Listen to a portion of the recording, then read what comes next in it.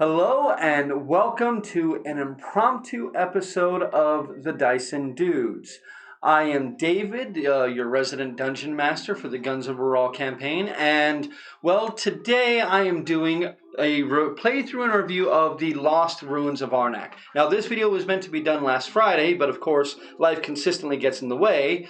And Monday, we try to have life find a way, but of course, something happened. So today, while I have the opportunity, I'm going to go ahead and make this video.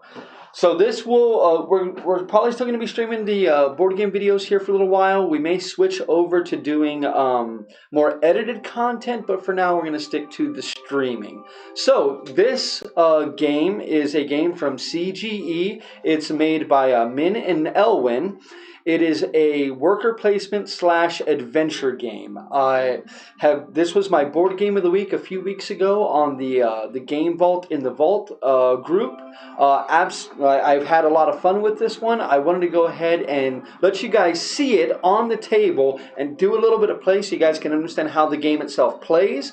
And then I will go through and talk about the various, what I feel about the game and the various things that I see about the game, whether or not it's worth your time, and whether or not it's going to be part of my collection, and more importantly, maybe, just maybe, part of my top 10 for 2021. So we'll get to that at the end of this video. So, as always, if you all have any comments, if you have any questions about this, or if you have any other questions related to anything that we've streamed out, go ahead and hit us up in the comments, either on Twitch or on YouTube. I'm going to be kind of monitoring the YouTube chat while I have somebody else monitor the Twitch chat. So we'll try to get to all of you in turn. We'll try to answer all your questions. And yeah, let's go ahead and let's get into it. All right, so let's go ahead and head over here to the board and let's see what we got. So I'm going to scoot on over. Okay, so I'm going to be doing a two-player playthrough of this real quick. Hopefully, yeah, there we go. Okay, so I'm going to be on a two-player playthrough of this. I'm going to be the first player. That's going to be the green player. I always play green whenever I can. And over here, we'll have the yellow player. The yellow player is going to be player 2. So this is your player board. These are the various resources that you have at the, that you have in the resource piles. Over here is your various assistants, your level 1 ruins, your level 2 ruins, and your guardian stacks. Over on this side of the board here is going to be the research track. That's where you're going to see these tokens moving up. I'll talk about the tokens a little bit when I do those actions. I'm not going to do a full playthrough of the game, but I'm going to try to do a playthrough where you get to see every type of action in the game so you can kind of get an idea of what a full game will look like. Over here we have the various dig sites and the starting 5 camps that we can go to. We are set up for a 2-player game, so in a 2-player game all of the 2 boot slots on these boards are covered up, so that means each slot can only have 1 worker on it, which means only 1 player is going to be able to do that. There are only 2 workers for each player, but there are cards that would allow us to relocate. And when you relocate, you get to move one of your meeples from on the board and move them somewhere else. This is a deck building game, and you're going to start off with 2 of these exploration cards, 2 of these funding cards, and 2 of these fear cards. You're going to go at the beginning of your turn, or at the beginning of the game, you're going to go ahead and you're going to deal yourself 5 cards. So I'm going to go ahead and do that for both myself and player 2. So 1, 2, 3, 4, 5. Okay, just so you know, me being player 1, I start with 2 gold coins. Player 2 starts with an exploration tile and a coin itself. So that's going to be there. Okay, so starting with my opening hand, sadly in my opening hand I managed to pull 2 of the fear cards. Now fear cards are detrimental at the end of the game, but each of these cards, and I'm going to try to get them up so that way you can see them, but each of these cards is going to have up here a movement symbol, like this one is a car. If it has a lightning bolt like it has here, it means that I can use this as a bonus action in order to gain this resource here. So I'd be able to burn this card as a bonus action to gain a coin. So that wouldn't take my entire turn action on a turn. It would just take a bonus action to do that. And I can take as many bonus actions as I like during a turn. So that's how the cards are set up. Fear cards here, they have a boot, which means you can only use them to go to the camps here, because over on this side, every one of these spaces requires 1 or 2 cars, while these spaces require 1 or 2 boats. So these fear cards, they're not very good, but you can at least use them to send one of your meeples over here in order to go to the camps, or you can always burn the card if something else lets you discard a card to gain an effect. So looking at my hand here with only 2 of those, this is kind of hurting. If you look up here on the board, I didn't mention this section before, but right here at the beginning of the game, we start with 1 artifact in play, and we start with 5 items in play. This is the turn marker here, and each of these denotes which turn it is. As this staff slides down, we're going to be losing items and gaining more artifacts as the game goes through. Items take money in order to purchase, while artifacts take the exploration tokens. That's these bad boys here. It takes those in order to buy those cards. Now, they do play a little bit differently. I'll talk about that when I get into them. Okay, so on my first action, I take 1 main action and as many bonus actions as I want. So my 1 main action of this turn, I really want to go ahead and I want to get me some money. So what I'm going to do is I'm going to burn this fear card. I'm going to put it here in my play area. You don't have a discard pile in this game. There's no discard pile. There's just your play area. Okay, the play area for him will be, or for player 2, I don't know what the gender of this person is, will be over here. Okay, so I'm playing this card so that way I can take this this adventurer. I'm going to put him over here on this camp. That immediately nets me 2 of these gold coins, and I add them to my stack, so I'm now sitting at 4 gold coins. Now that was my action, so I would pass turn to player 2. So player 2 got a bit luckier than I did. They only have 1 of the fear cards, and they have 2 of their funding cards and their 2 exploration cards. So with him having so much more exploration in his hand, they want to go ahead and spend their fear card. They're going to head over here, and they're going to grab 2 of these exploration tokens. So now they're sitting on 3, and just for the fun of it, they're going to burn this card here, using it for its bonus action ability as a bonus action to burn that to gain 1 more. So now they're going to be sitting at 4 of those exploration tokens. That ends their turn. Play goes back to me. So I have my 4 coins, and what I wanted to do was I wanted to buy something. And I want to go ahead and I want to spend 1 coin here, and I want to buy this hat. Now, when you buy items, like this item card here, its travel symbol is a boat. I'm not sure if you can see that, but it's a boat. Over here, it's this is the symbol for items. Down here, for a bonus action, I can burn this to gain 1 coin and 1 exploration token, and it's worth 1 victory point at the end of the game. So, I should have set up another camera so I could show the cards easier. I'll remember that for the next time. So I add him here to my play area. I cannot use that card this turn. Oh, I'm sorry. Excuse me. Forget that. The item cards go on top of my deck. Sorry, that is my mistake. Item cards go on top of my deck. It's the artifacts that will be burned into your play area, and we'll talk about them in just a second because you can get to see him buy one. So these cards now move down, which is important. You don't want to just replace the card in the row that it was in. They do move because you will be discarding cards at the end of the round. So then we'll take this one here and put that one there. Sorry if there's a little glare on the cards. I've played this game so much I have sleeved the cards just to make sure that they're protected. So the whip came out. The whip is very cool. So the whip, I can exile this card. When I exile the card, it goes here for items or here for artifacts, but it's out of the game. No, there's no way to get the card back. But I can exile this card to buy any artifact with a discount of 4 exploration tokens. That's fantastic. Absolutely love that. I'm probably going to have to buy that guy as quickly as possible. Okay, so that ends my turn. Buying the card is an action, so that ends my turn. We're going to head back over to player 2, and player 2 is going to go ahead and spend his turn to go ahead and burn these four. Actually, nah, you know what? He's going to hold on to those for right now. Those are going to be much more useful later. So what we're going to have our player 2 do over here is he's going to go ahead and he's going to burn this funding card for its travel cost. Now, when you spend a card for its travel cost, you don't get the card effect. So I'm not going to get the coin. I'm using it just for its travel cost. So he will send his second worker down here, and he wants to go ahead and actually, you know what? No, he's going to risk it for the biscuit.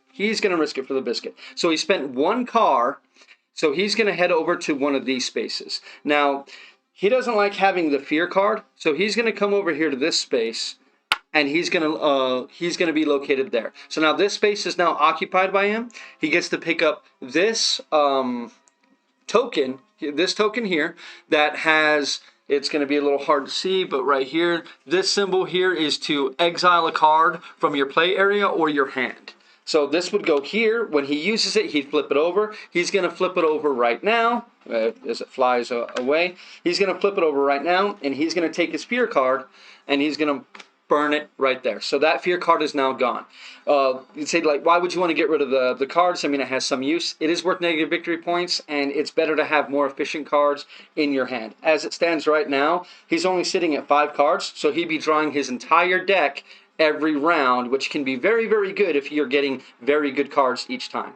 Now that he's on this space, this is a level 1 space. To go there, he has to spend also 3 of these exploration tokens, as well as the card to get there. So he spends those 3, and now he's going to reveal the location that he went to is going to be this temple. So this temple, as soon as he goes there, he immediately gets the effect of the temple, which means he's going to get another fear card. So good thing he threw one away. He's also going to get a red gem, and he's going to get a rune.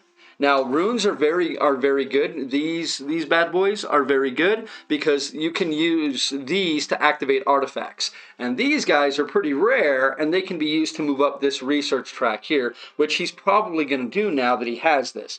So he puts these 2 on his board, but this space is guarded by a guardian. So we're going to remove the top guardian tile, flip it over, and see what it is. Now, this guy requires 2 boots and an exploration token in order to discard this guardian.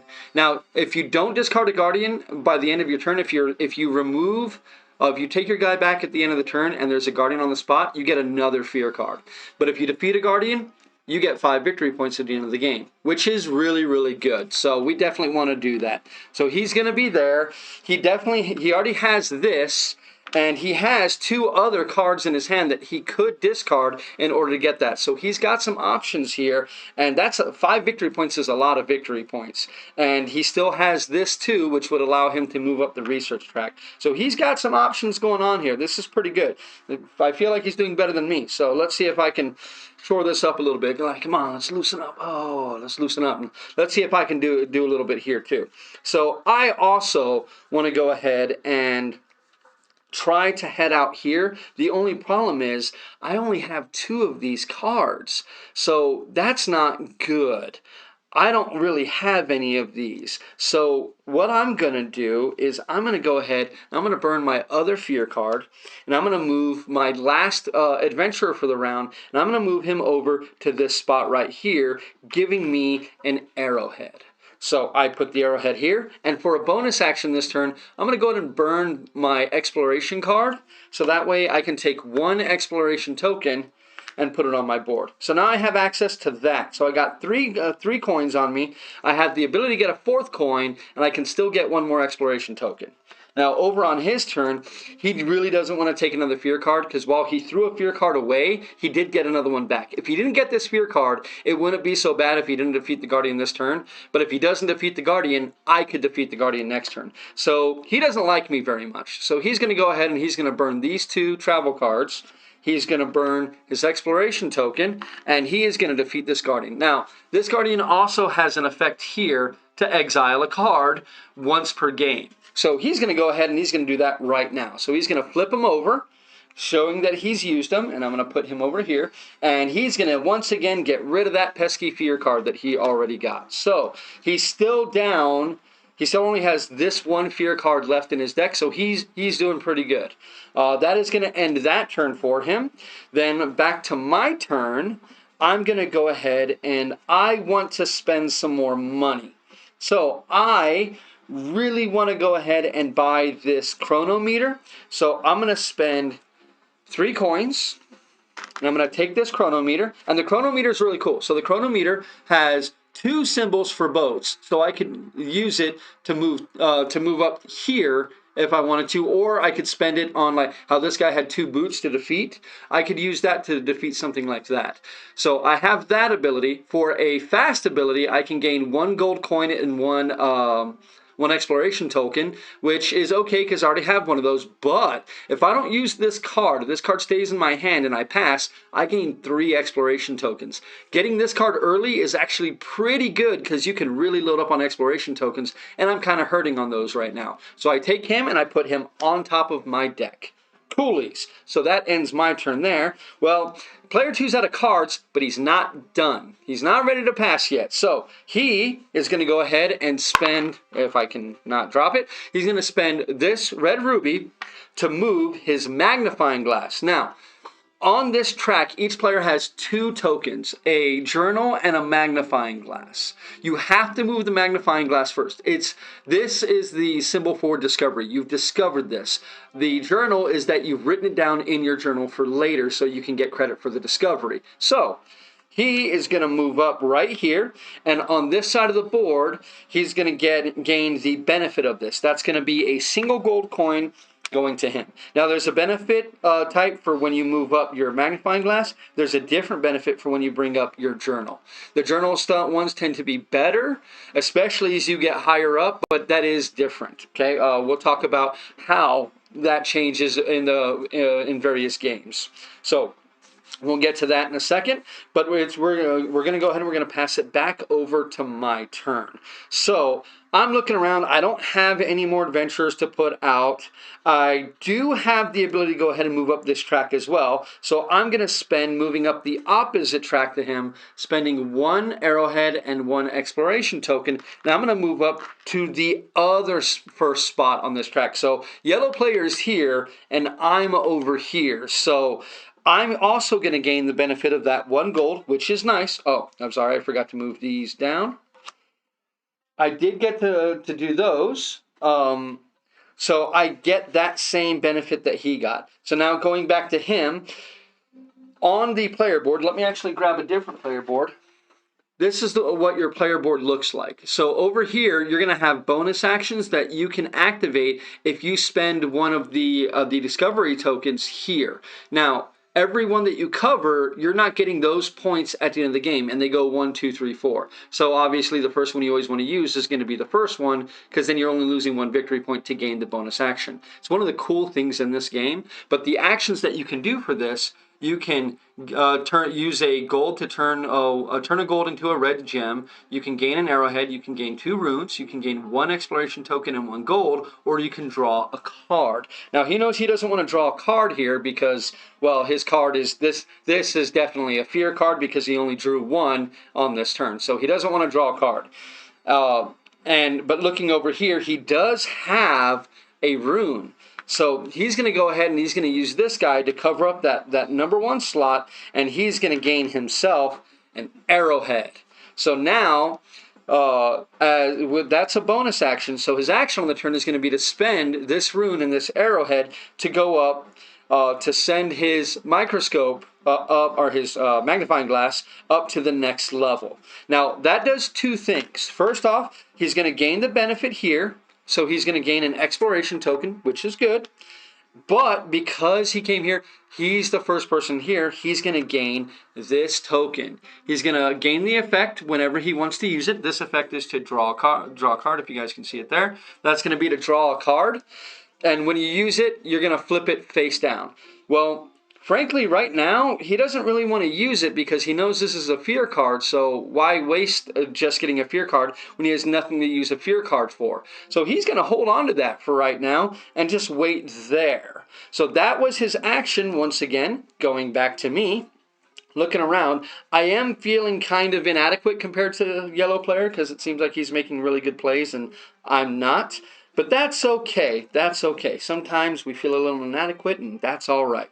So what I'm going to do is I'm going to go ahead and I'm going to burn this card here for a coin. And I'm going to burn this card here to get me an exploration token. Now, this is a deck builder, and if you played a deck builder before, you know you kind of want to use every card that you have. You can hold on the cards from one turn to another, but most of the time, like the chronometer, this guy, maybe I'd want to hold on to him in my hand to gain the better benefit. But for something else like this, if I don't use the card, I'm just waiting for next turn, and I'm getting one less card. So I'm going to use that guy to go ahead and get me one of those exploration tokens. So next turn, hopefully I can get the 3 so I can discover me a new slot here, okay? So that ends my action there. Oh, I'm sorry. All I did was burn these 2. So I gained these 2. My action is actually going to go ahead and be to buy another card. So I'm going to spend these 2 coins to buy rope.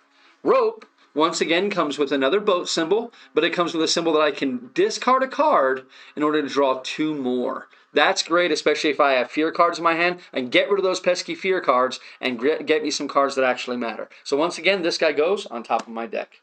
I'm going to play one more round after this so you guys can still see how the round ends and what these artifacts do. So just stick with me for a minute. That guy did cost me 2 coins, so I'm putting the 2 coins back.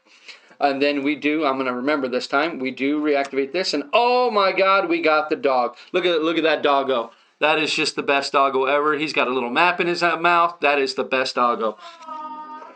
So the dog is going to be there. He's really good. He gets you, when you play him, he gets you an exploration token, and you get to activate one of the unoccupied camps, which can be really, really good. So for 3 coins, that guy's probably going to go quick. But sadly, second player is going to go first next time, so he's probably going to buy it before the green player or I'm able to. So that ends my turn. Coming back over to here, he's got 2 coins and he's got an exploration token. So he doesn't really have anything else that he can do this turn. He's used up all of his cards. He could draw that other fear card, but he wants to hold on to that. So this player is just going to pass. He's going to go ahead and pass, and he's going to send it back over to me. Me looking around, I have a single exploration token to my name, and that's it. So I'm also going to pass. So what happens when we pass is first, we're going to grab both of our people. And once again, when yellow collects this adventurer, if the guardian was still on the space, he would have to take another fear card. So it's good that he killed that guardian so he doesn't get another fear card. So he's going to put him there. So we're good there. Then we take our cards in our play area. We shuffle them. And then we put them on the bottom of our deck. So we take any of the cards that we haven't drawn from the last turn, and we put those on top of our other cards, and we put them back into our play area. So we're going to do that again for him over here. He's only got 4 cards in his hand because he burned one of those fear cards. Well, 2 fear cards last turn. And we're going to put this card on top. So that means when you buy items, you know you're going to get to draw them the next turn. Unless you buy 6 items, which then you'd only get to draw 5 of those, but you will get to draw those on the next turn. Artifacts are different, and we'll see how they're different here in just a moment. We could also refresh our assistants, but we don't have any assistants to refresh. Now what we're going to do is we're going to exile the 2 cards that are directly adjacent here to the Staff of Power here, okay? Or the Moon Staff, excuse me. It looks like the Staff of Power then, from what I remember. But the Moon Staff here, this card is going to get exiled. This card is going to get exiled. The Moon Staff is going to move here to its 2nd position, and then we refill the cards with new artifacts. So we have the stone jar and we have the stone key. So now there's 2 artifacts on the board and 4 items instead of 5 and 1. So as the game moves on, you see more and more artifacts are going to come through. And we're going to get to see how we use an artifact because one of us is definitely going to buy an artifact this turn. So then we take this first player token, little alarm clock here, one that gets smashed in like every superhero movie ever, and put over here. So then we now draw our 5 cards. So 1, 2, 3, 4, 5. And the second player goes 1, 2, 3, 4. Ah, he drew his entire deck. That's great. So we know he's going to have a fear card there, but he didn't buy any new cards last turn. He got victory points. He did a lot, but he didn't go after any cards. That's fine. You don't have to every single turn. There are multiple ways to win this game, which is something that I do like. So he does have a weaker hand than me currently, but there's still plenty that he can do. I, on the other hand, have the rope, the chronometer, the hat, funding, and exploration. So I didn't get either of my fear cards this turn. That also means that the rope may not be quite as good, because that means definitely out of these 4 cards I have, half of those cards are fear cards. So it's entirely possible if I use the rope, I'm only going to draw 2 fear cards. And that may just be the chance that we have to take, though. But second player is going to be going first this time, and second player definitely has some plans. And the first plan that he has, he already used this guy here, and the stone key actually has an ability that when you buy the card or when you use a rune to activate the card, sorry about the glare, you get to move one of those, one of these, what do they call them? Well, they just call them the exploration token, or the discovery token. So you get to move that off of that slot, so you can reuse it again to get another bonus action. Well, he's going to take that guy right away. Like, that's pretty good. So he wants to go ahead and burn both of these exploration cards. He's going to use both of those, and then this guy right here goes into his play area, so it doesn't go on top of his deck like an item. He gets to use the effect of the card when he buys it, so he doesn't have to pay the cost. He gets the effect for free, and then he puts it in his play area. So there's no way for him to draw this to be able to do that twice. So he's going to move this guy down, and once again, he either is going to gain another victory point at the end of the game, or he has another slot available that he could use these free actions again. So that's going to be his turn. We once again fill this slot, and right there, that one is going to be the Ritual Dagger. The Ritual Dagger is really good. It allows you to exile a card, and you get a stone arrowhead, so that's pretty cool. But I think it's my turn now, and my turn, I'm going to go ahead and I'm going to use both the exploration token and my hat. I'm going to use both of those to get me the exploration tokens. So I'm going to get me 2 exploration tokens, and I'm going to get me a gold coin. So 2 exploration tokens and a gold coin are now mine. That's a bonus action. Then I'm going to come over here, and I'm going to spend 3 of these exploration tokens. That's the cost I have to pay here to discover a level 1 temple. So I have to spend those. And I'm gonna. All I have is boats, so it's gonna have to be one of these 4 here. I like this one, I think, because that one right there is probably gonna be the best one for me. I still want to try to use the rope to get me 2 new more cards, just to see what I get. So I'm going to burn my funding card, which is also a boat. 1 funding card is a boat, 1 funding card is a car. I got my boat here, so I'm going to spend my boat, and I'm going to send this guy out here right there. So I'm going to get this exploration token immediately, and I'm going to put that guy on my board. So I have me my exploration token. So now we got to see which of these temples I discovered. So I discovered, dun, dun, dun, dun, oh, it's got one with another fear card. So I immediately gain the fear card. I gain an exploration token, but I also gain a red gem. These guys can be hard to get, so I'm kind of glad I got that, but another fear card does really suck. And let's see what Big Bad Guardian is going to be here. It's going to be, ooh, it's a giant, like, rock. It's literally a rocky rock, so it's like a giant rock bird. To kill this guy, it actually cost me a red gem, which kind of sucks, and it cost me a boot. Now, I haven't talked about it, not really, but boots are the lowest form of movement, as walking is. A car and a boat can be used in place of a boot. I'm sorry, a car and a boat can be used in place of a boot, and an airplane can be used in place of a car or a boat. But boats can't be used for cars, and cars can't be used for boats, obviously, because you can't, if you drive your car into the river, it doesn't work out well. I mean, I know this from experience. It doesn't work as a boat, okay? Just pro tip, doesn't work as a boat. All right, so we have that fear card now, and we know we have that guy. We may end up having to get another fear card because I definitely have another plan this turn to do something else. But that was a green's action, so now we're going to come back over to yellow. So yellow over here is really happy with the decisions that he has been making. So he's going to go ahead and he's going to use this fear card, and he's going to send one of his guys down to one of these camps.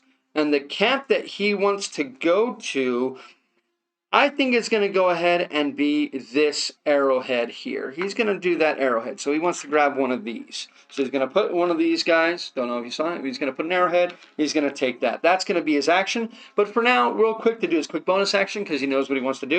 He's going to cover up that one again. This time, he's going to take 2 of these runes. So he's going to get 2 of those runes, which is nice. And the reason he went here instead of going 2 runes here and gaining it here, if he goes here to get the arrowhead, I can't go to get the arrowhead. So he's blocking that space for me, which is a better space than this space is, you know, arguably, depending on the situation.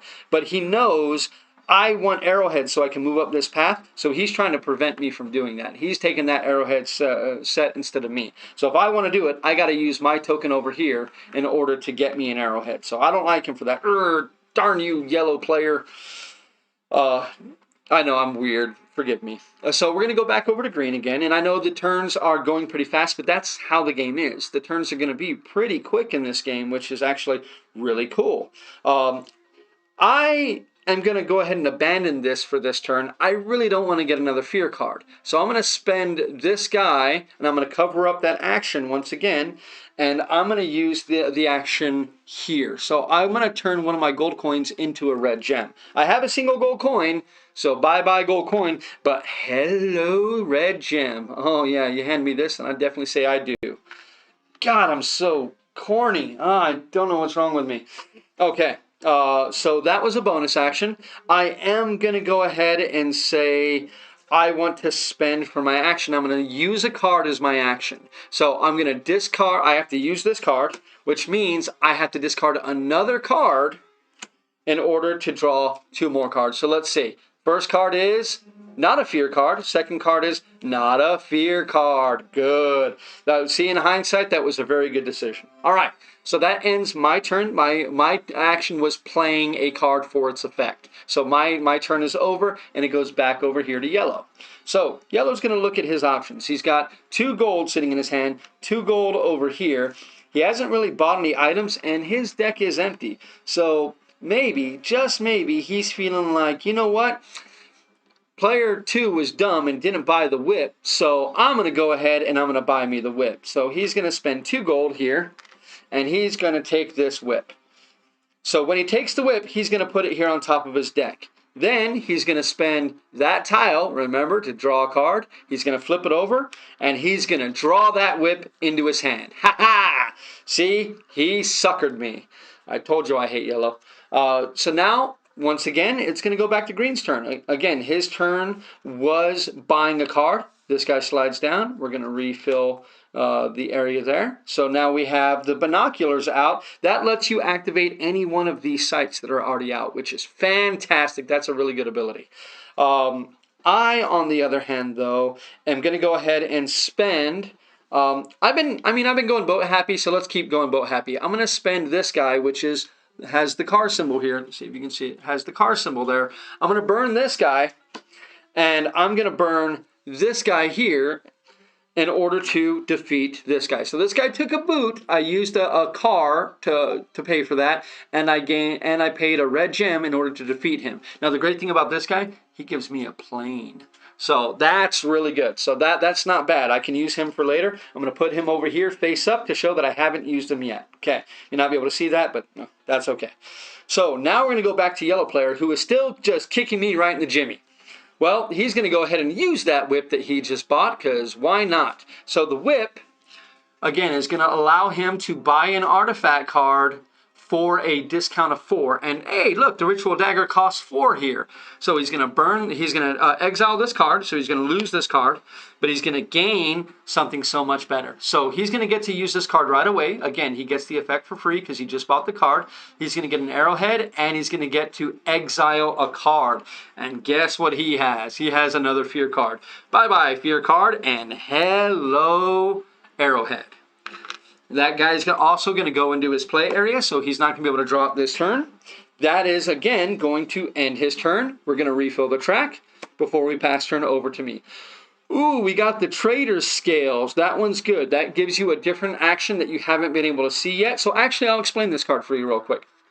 This symbol here lets you trade. So you can turn a rune into an arrowhead or an arrowhead into a red gem, which is fantastic. Really, really like that ability to do that, because if you load yourself up on these runes, you can turn them into stuff that is much, much better for you, okay? He still has, or sorry, it's my turn. I still have my green guy over here, my green go, as it were. I only have 2 of these, so what I'm going to do instead is I have a big choice to make. I can move this guy up to here. I would gain this tile, which would allow me to take the action I just told you. It would allow me to turn a rune into an arrowhead or an arrowhead into a red gem. And it would give me an exploration token. If I do that, it's going to give me enough that I can actually discover another area if I wanted to, which could be good. But that means that I'm probably not going to have what I need to kill the Guardian, so I'd have to take another fear card. So that's a big gamble. But I could always buy the Stone Jar over here to get me another card. But I know that other card is going to be a fear card. No matter what, I'm getting 2 fear cards next turn. It's going to be really bad.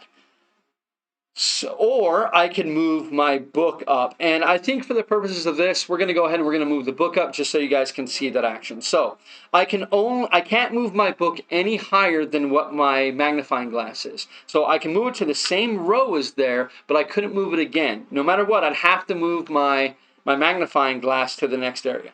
To do that, I have to burn one of these guys, which is really sad, but I move up to here, and here I'm going to get one of these face-up assistants.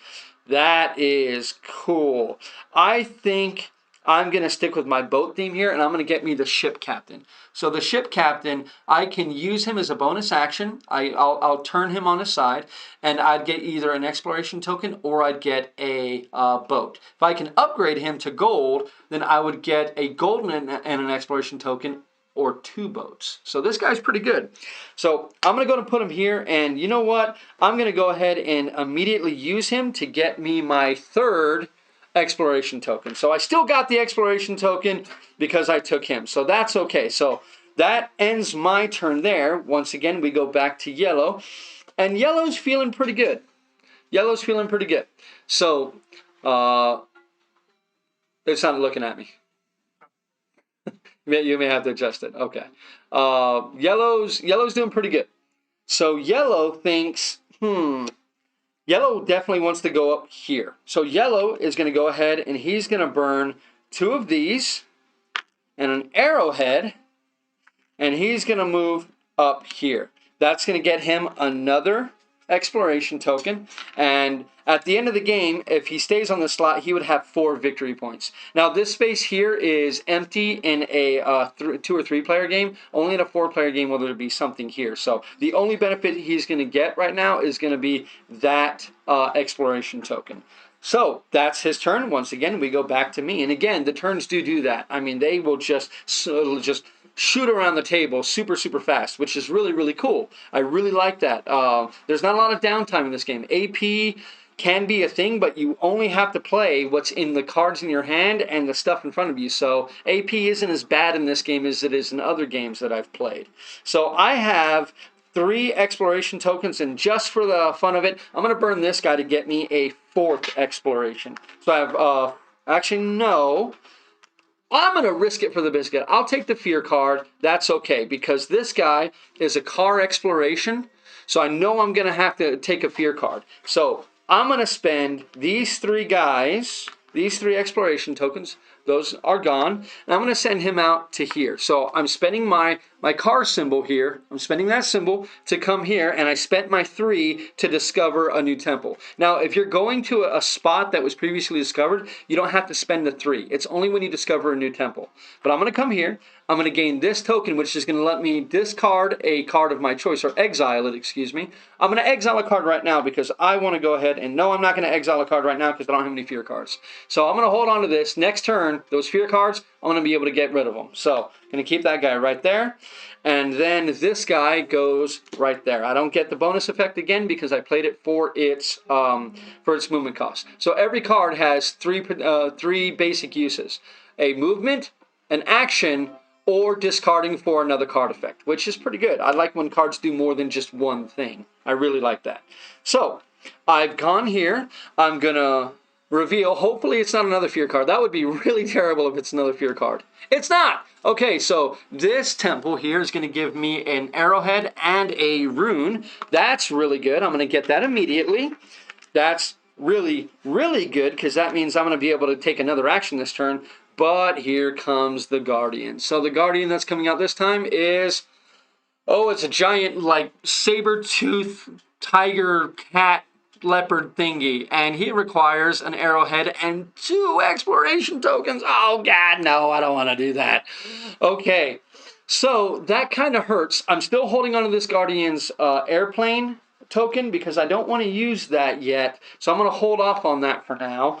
And I'm going to pass turn over to him. It's looking like I'm almost done with my turn. He's going to go ahead and burn these 2 cards in order to get himself 2 more money. And he's going to spend those 2 on this torch. So he's going to put another torch right here. So once again, he is sitting really, really pretty. So he's got the torch. That's going to be his action. He still has an arrowhead, and he has 2 of these exploration tokens, which he is going to use in just a minute. But coming back over to me, I have no cards anymore. I'm out of cards. I don't have any more. But I do have this. I have an arrowhead and a rune. So I'm going to use that to take my magnifying glass and move sadly up to here. Now, he already got the token from this space, so I'm not going to get an additional benefit. But I'm still getting up here and getting me another exploration token and victory points into the game. So these 2 go away. If I could put them in the right piles, that would be fantastic. And that once again ends my turn. Over on his turn, he's going to go ahead and spend 1 and 1 of an exploration and an arrowhead to move his book up to the first space.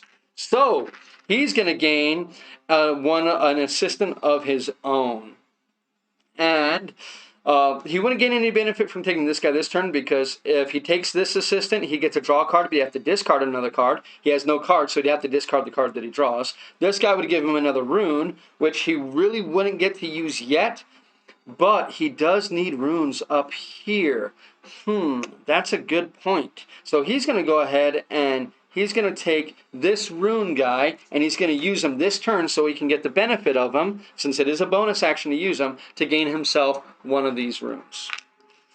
Okay, it goes back over to green player, and the green player is sadly going to go, I am passing. So he is done for his turn, and yellow player goes like, that sounds like a good idea, I'm going to pass too. Sorry, these would have already refreshed. Not that it mattered much. And then we would do the end of turn again. Now, I realize I didn't use his other guy here, but I think he had such a good turn that it didn't really matter too awful much for him. Because, I mean, he's streaming up this track here. He's doing really, really well. I would gain another fear card for green player. Both the players have made some mistakes, obviously, because I'm playing both players and I tend to make mistakes. But, hey, it is what it is. So that is going to be that's going to be pretty much the entire game is going to go in that route. We would discard these 2 cards. We'd move the Moonstaff down. We'd reveal 2 more artifact cards. We would continue the game as we're going. We're still taking actions. You never get any more adventurers. You only get some cards will give you the ability to relocate adventurers, or like the dog, let you activate unoccupied camps.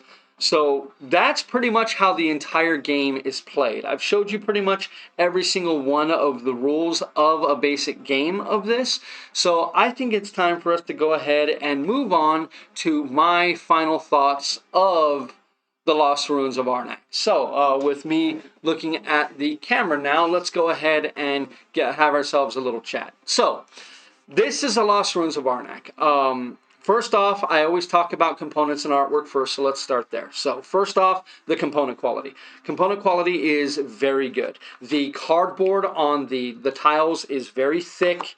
I like that. It's double layer, which is really nice. I hate single layer cardboard. It's just too thin. These feel very good. The arrowheads, the runes, and the red gems, they're all very good quality. They're plastic pieces. They're very, very good.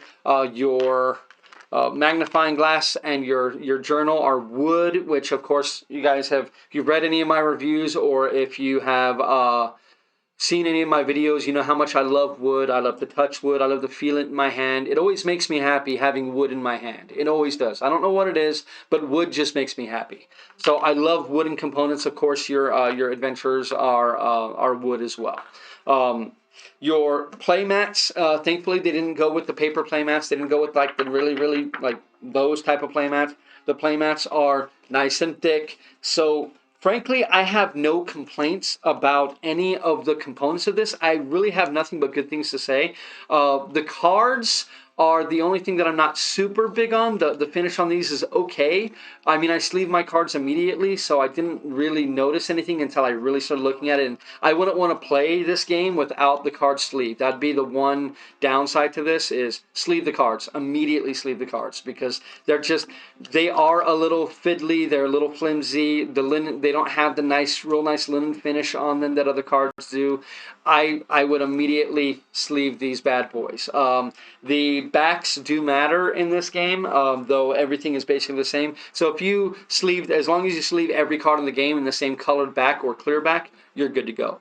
There's no different types of cards in them. Like here's an artifact card's back and an item card's back. They're exactly the same, because obviously they go into your deck and they shuffle up. So not a huge issue, but still, you know, I would have liked the cards to be better. The artwork on the cards is really good. It's all unique artwork. It's no like pictures or anything like that. It's all created for the game, which is really cool.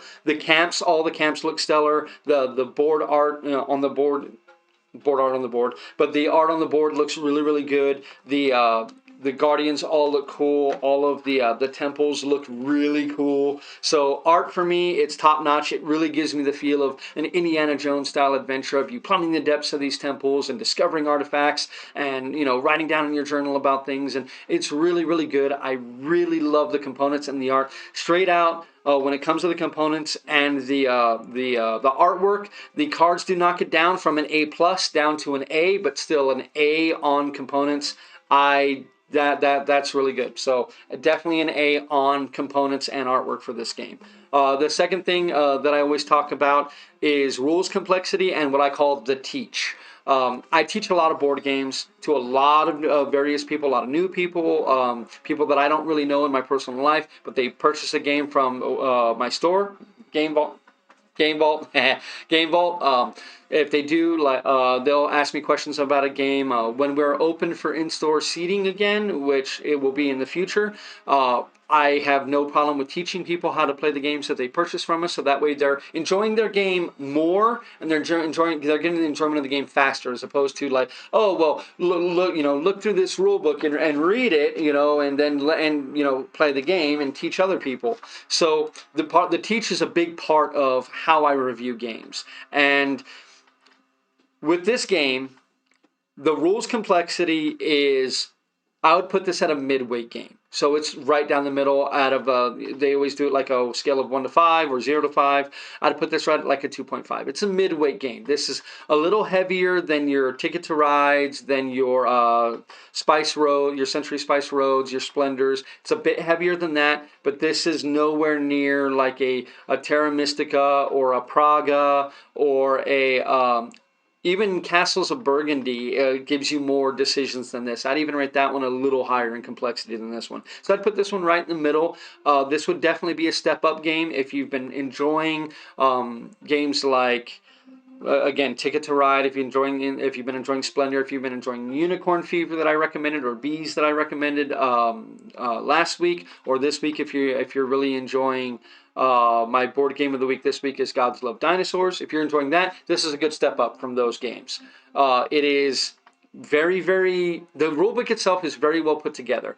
The rules themselves are fairly simple to learn. There's a lot of iconography that you're going to have to recognize, but it's all very clear. The graphic design of the card, while the card quality may be bad, the graphic design is very, very good, very intuitive. They put a lot of playtesting into this game. So it's very easy to pick up very quickly on what does what. I mean, it's super intuitive for that. So learning the game isn't tough. I am comfortable in saying that I could teach just about anybody how to play this game. Some people may pick it up a little slower, but I could teach anyone how to play this game. Usually I would do that by simply sitting down and playing a single game with them, and after one game, they definitely have the rules down. The rules are not too complex. Everything makes sense thematically, which can really, really help with understanding the rules. Like you understand, I'm spending a boot to walk to the camp. Oh, that makes sense. That makes perfect sense. I'm going from my personal camp to the beach. Oh, that makes perfect sense. Oh, I have to spend a car to drive up the path to get to one of the temples. Oh, that makes perfect sense. So you can understand those things. Obviously, you spend gold to use an item, and you've sent like a requisition to get that item, so it's ready for you in a couple of days, which means it goes on top of your deck, which makes sense. But if you find an artifact, like, oh, I found this artifact, like I could get to use it right now, but then, it can get shuffled into your stuff, and maybe it's not useful again for a while, Everything makes thematic sense. So teaching the game, will take a little bit longer than other games will. This is again, this is a midway game. So the teach of this one is probably best with simply sitting down and playing with someone, which does knock a couple of points off. I love a game that I can teach in 5 minutes and let people run wild. This isn't one of those games. But since it is so well put together, I have to give it, for the teach and the rules complexity of the game, I have to give it an A on both. I have to. Not quite an A plus, because it can be a little more complex, because it does have deck building elements, and it does have action selection elements, and it does have card play, and it does have worker placement, so it does have a few elements to it. So it doesn't quite get that A plus, but it's dang close. I mean, it gets really, really close to that A plus on both of those. I haven't. Well, we'll get to that in just a second. The last thing I always talk about is the replayability, which is a big thing for me. I don't want you to buy, and I don't want me to buy, any game that I'm going to play one time, then put on my shelf and forget about for the next 2 years. I don't want to do that. I need a game to stick out in my head. If I don't think about the game after I play it, if it's not been 2 weeks and I'm like, man, that game was really good, I really want to get that back on the table. That really, really hurts how good a game is for me. Really hurts it, because I just had a giant purge of board games out of my collection, and every single one of those games is a game that I haven't played or thought about within the last 2 years. And every single one of those is either on the way out the door or is already left the building. I don't want anything that I'm not playing consistently or have a desire to play consistently. If I have a game I haven't played in a year because it's hard to get the right group together, but I still think about that game a lot and still want to do it, yeah, I'll hold on to that game. But if I haven't thought about it, what's the point in holding on to it? Let's give it a better home. Let maybe somebody else will enjoy it more than me, so that way they can play the game. But the game's not for me, obviously. That's a big thing for me. The other thing is the fun factor. Now, of course, fun is super, super, super subjective. Everyone has their fun in different ways, and everybody derives different fun from board games. I know there's studies done that, like, you'll never enjoy a board game more than when you first buy it and punch everything out and set it up the first time. Everything is downhill from there. I don't necessarily agree with that or believe that. I can't really argue with research too much, but I do have my own opinions on that. My opinions are that that's kind of, that's a bit of hyperbole there. So, talking about replayability. This game is now, let me start over. I picked 5 games. I said there has to be 5 games in my collection that I'm going to play 10 times each. One of those is going to be Terra Mystica, and I'm still debating about the others, but Terra Mystica's got to get 10 plays this year. Has to. 100% without a doubt. I only make New Year's resolution for board games. That's one of them. I got to have an H index of 5. I've talked about H indexes a lot, not going to do it again, but I have to have an H index of 5. I have to play 100 new board games, but I have to play at least 5 board games 10 times each. Terra Mystica was one. I could add this to that list and I'd already completed. I've already played this game 10 times, not including tonight. It's already got 10 plays. That's amazing. It's not since my favorite game of last year, Taverns of Tiefenthal, that I have purchased the game and played it so much with the desire to continue playing it. One of the things I didn't even mention, there's another side to this board. There's a whole other side. There's the Serpent Temple side of this board. It's not just here with the Bird Temple, which is the side I was playing on. There's another side of the board, and it completely changes the game, which is fantastic. Fantastic. The research track is completely different. That's really the biggest change, but even that is just, oh my God, that is so different. The game has so much replayability. You're not even going to put a dent in either the item decks or the artifact decks when you're playing. So, I mean, it just begs to be played over and over and over again, which again goes to my replayability. I've played this game 10 times. If I go home and the wife says, hey, let's play Lost Ruins. I watched the video tonight and I want to play Lost Ruins. I'm going to do it. I'm going to put it back on the table and I'm going to play it again. That's how much I like the game. I am vastly enjoying this game. It ticks every box that I like about games. I love worker placement games. I love games that have cards that do multiple actions. Games like Race for the Galaxy. Heck, I mean, so many other games. I'm blanking on games right now, so I'm not looking very good. But tons of different games that use cards for multiple things. Like Gloomhaven, how you have the top and bottom of cards, things like that. I love when cards have multiple uses. They're not just there to be, just play this card and do the thing. Like, no, I have to decide. Do I want to hold on to this card to discard it so I can draw more cards with another card? Am I going to use this card to use its travel ability? Am I going to use this card to use its ability? What am I going to do? I have to make that choice with every card I buy. That's a big decision. I really, really like that. Like you saw me with the chronometer. Could have held on to that card and gotten 3 more exploration tokens at the end of the turn. And getting that card early, I can guarantee if I can hold on to that card at least, through multiple rounds, I'm getting 3, then 6, then 9, then 12, then 15 tokens. Like, that is fantastic. That is really, really good. I mean, I want to get to use the 15, but still, like that'd be a lot of tokens to use if I hold on to that card. I absolutely love when games do that. So definitely, it ticks that box. Like I said, I love worker placement games. I love cards that have multi-use. I love when theme matters in a game. I love Euro games. You can ask anybody that's played games with me. I'm a big fan of Euro games. Take a game like Terra Mystica. Theme doesn't live or die on its theme. It could basically be anything, but the game is still really good. But a game like this, that its theme and its gameplay go hand in hand. Oh my God, that is fantastic. I absolutely love when games do that. When you can marry those two things together, well, it's a match made in heaven. It's fantastic. It makes me want to play the game more and more and more. And I'm not just robotically doing things. I'm taking actions that matter. I'm taking actions that like, hey, this does this. Like, oh, that is literally me driving down the road to go to a temple. That's literally me plumbing the depths of the temple and gathering the resources that are there. Oh, I took a fear card because I ran into a trap in the temple. And now the Guardian's attacking me and I got to defeat the Guardian. So good. So good. I don't have any complaints about any of that stuff. I love the fact that every decision matters. I love the fact that this is at the same time as worker placement and deck building and action selection. It's also resource management. You're really trying to do everything you possibly can in order to move up the tracks that you can. I've won games where I barely focused on the research track, but I discovered so many temples and defeated so many guardians. That right there got me 25 points. 5 guardians being defeated got me 25 points. That's a lot of points in this game. That's really, really good. This is one of those games that comes with a little scorecard and you write down your scores and stuff. I know some people don't like that. They don't like point salad style games. But I love a game that I can win in multiple ways. I've won the game by plumbing the depths of the research track, going as hard as I can in the research track and getting tons of points.